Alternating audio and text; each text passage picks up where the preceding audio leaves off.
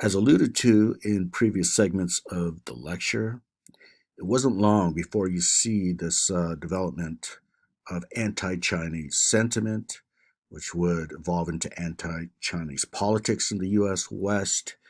And this was driven in large part by nativism, okay, as indicated here.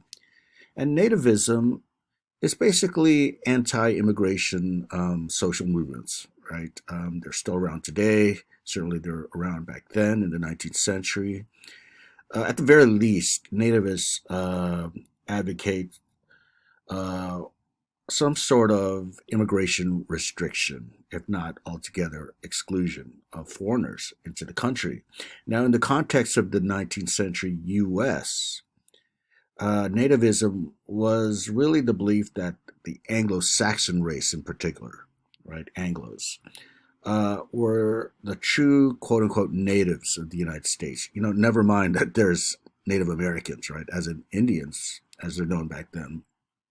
Um, but they believed they were the true natives, the Anglo Saxon race, and therefore they wanted to maintain the racial homogeneity of America as being Anglo Saxon.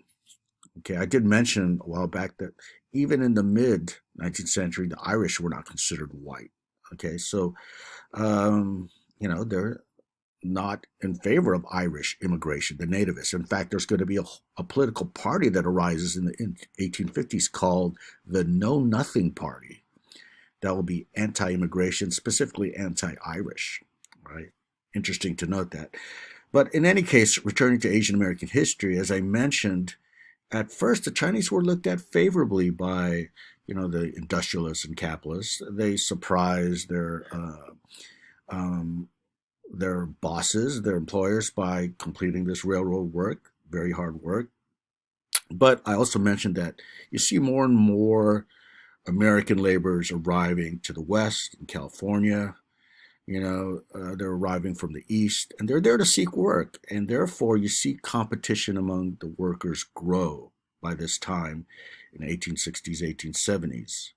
So, with the competition that was wrought with the presence of Chinese workers, and you couple that with pre existing Orientalist stereotypes that I just referred to, that is the Chinese as being inferior and a depraved race, totally un-American, right, and incapable of assimilation. You add that together with economics, um, and also they're misconceived as coolie slaves, to use our earlier term, right? That they're actually not the free worker, but the slave worker. So you see white laborers and white unions galvanized into action. They're uniting in force to oppose a Chinese presence in the West. And this is, again, the formation of anti-Chinese movement. And it became known as the so-called Chinese question. This is the political question that arose regarding the Chinese and their presence in the West.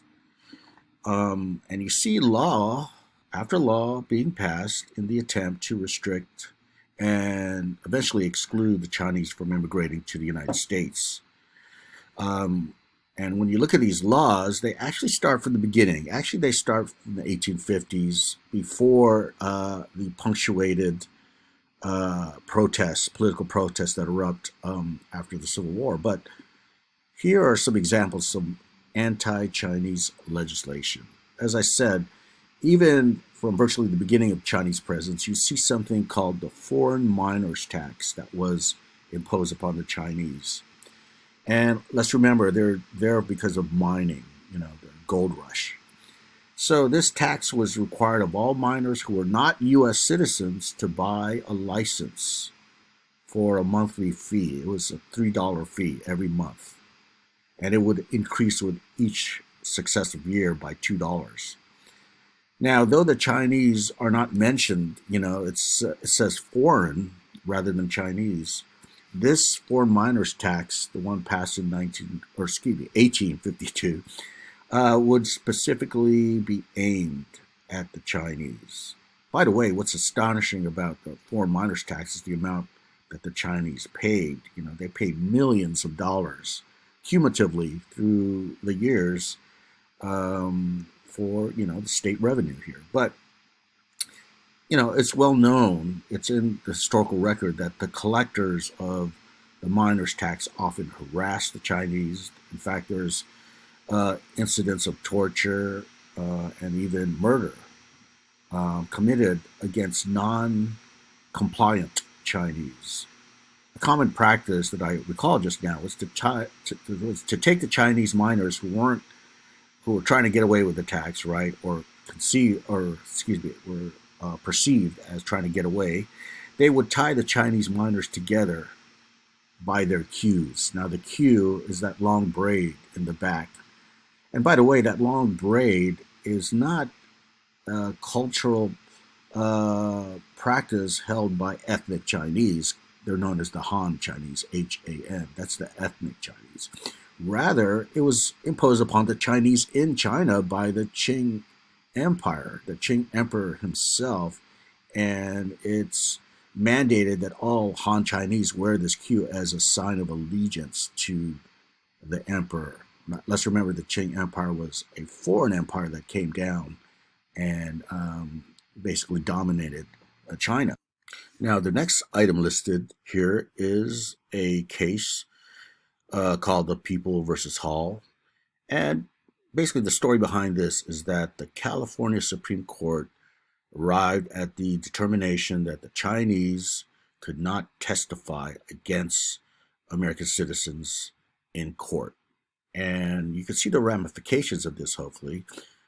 This means that if there are any crimes committed or various injustices perpetrated against the Chinese in the United States West, well, the Chinese were virtually powerless. They couldn't use the court of law to address these crimes or grievances committed against them.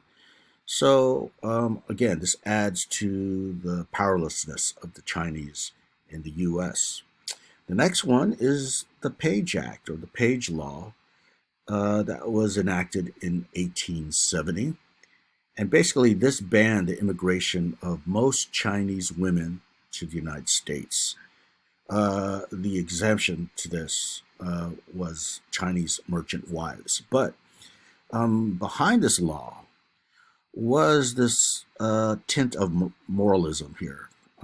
That is to say that, as I mentioned previously, yes, there was a small fraction of Chinese women coming to the U.S. West. You had the wives of the merchant class, but you also had some Chinese prostitutes coming over.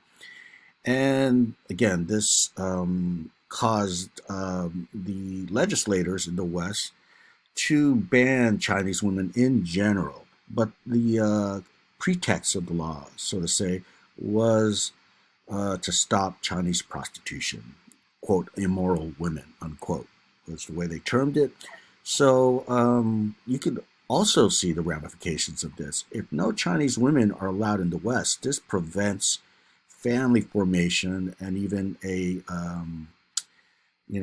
definitive community, right? Community formation of Chinese Americans. You can't see families form, and therefore you don't see the children of American-born children, that is, of the Chinese immigrants taking advantage of the 14th Amendment. Okay, now, what is that, the 14th Amendment, if you don't already know it? Well, this was passed at the end of the Civil War, where you see the radical Republicans of the Senate, they basically confer citizenship upon the freed slaves. So the Civil War ends in 1865. By 1868, 69, you see this debate, and then you see the ratification of the 14th Amendment, right? And it's stated in this way, that people who are born on U.S. soil are automatically conferred citizenship rights, right? So this is a way of giving or providing citizenship to all the freed slaves. There's nearly 4 million slaves, former slaves that is, who are now provided with citizenship since they're born in the United States. Okay, so this could obviously apply to other groups, however, namely immigrants who now have children born.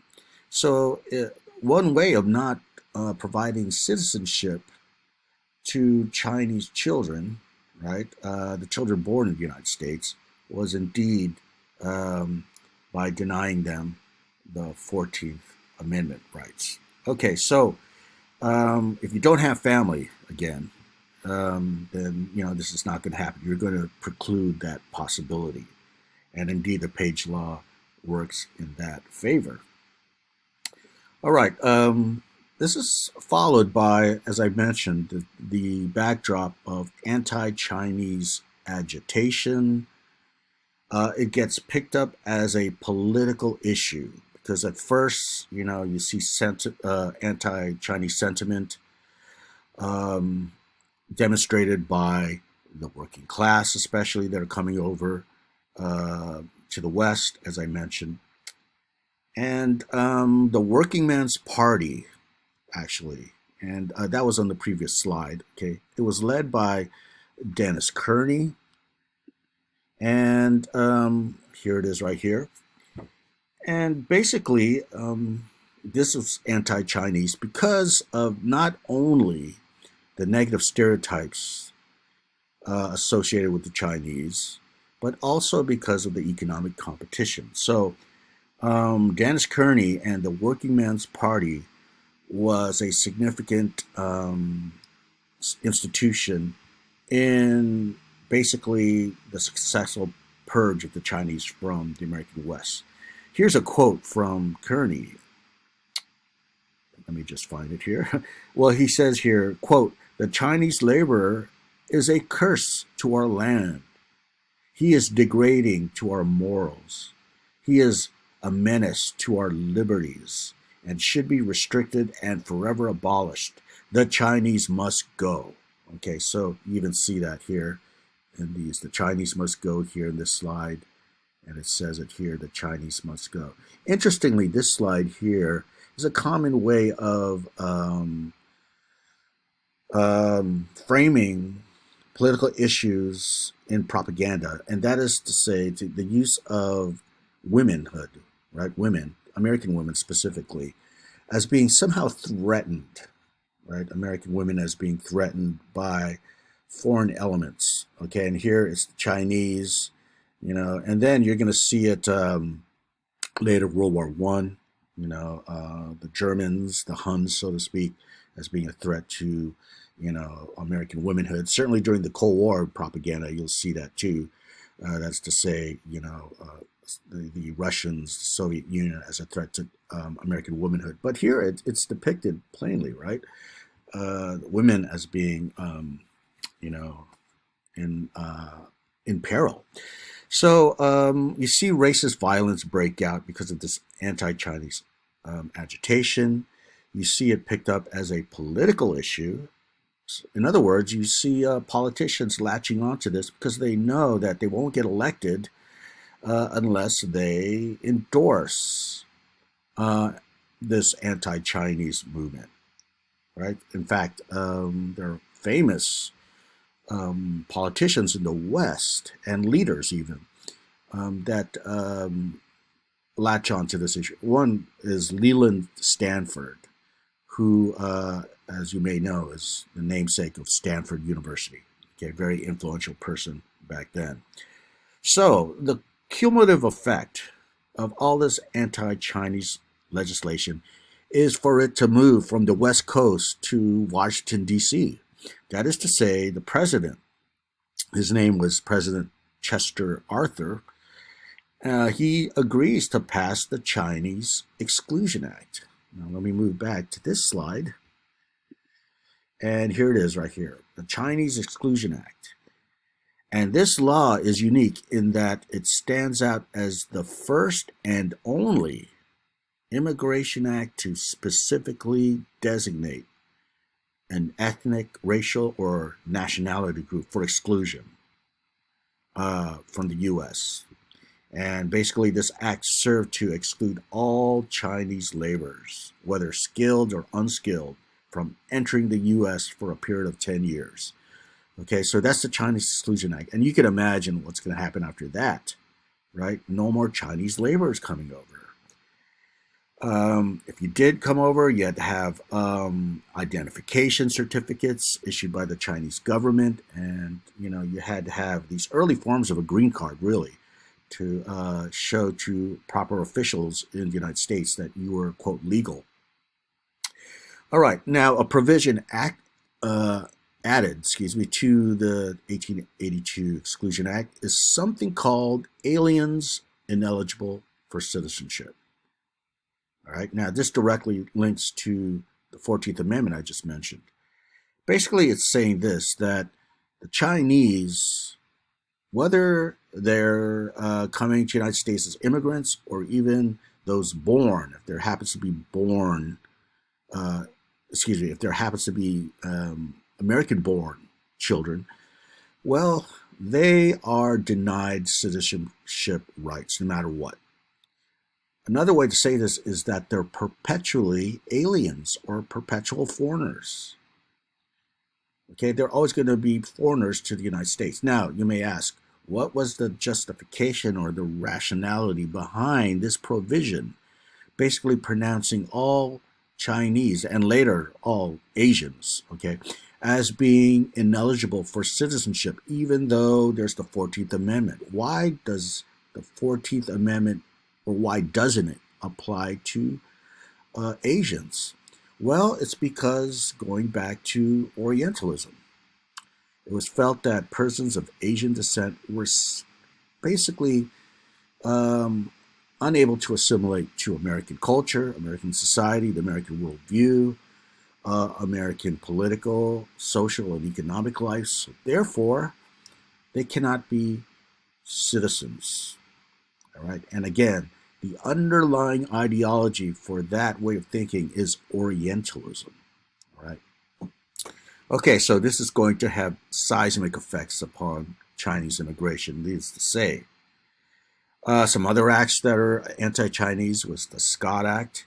And basically, you had Chinese during the 1882 Exclusion Act that were, going back to China, and visiting family, especially saying that you can't re-enter. If you have to be in China with the passage of the 1882 Exclusion Act, you are prohibited from entering or re-entering the United States after your temporary departure. So basically left, thousands of Chinese stranded and unable to come back. And then you had the Geary Act. This is really the last nail in the coffin, so to speak. It's basically saying this, that, as I mentioned, the 1882 Exclusion Act had a lifespan of 10 years.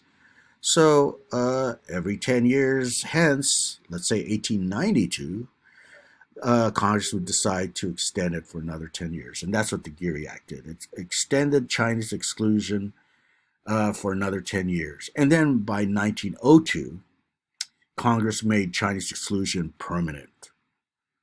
So there you go. It's now permanent. And by the way, the Chinese Exclusion Act would not be overturned until 1943. And if you know anything about the 1940s, this is when the United States and most of the world were embroiled in World War II. And as it happened, China and the United States were allies. And therefore, we felt obligated, we were prompted to nullify the Chinese Exclusion Act, right? Because they're our allies. Okay, we'll now move to the last slide of Chinese immigration, but it's not the last slide of this theme, because we still have to talk about the Japanese coming over who are going to follow the Chinese due to exclusion.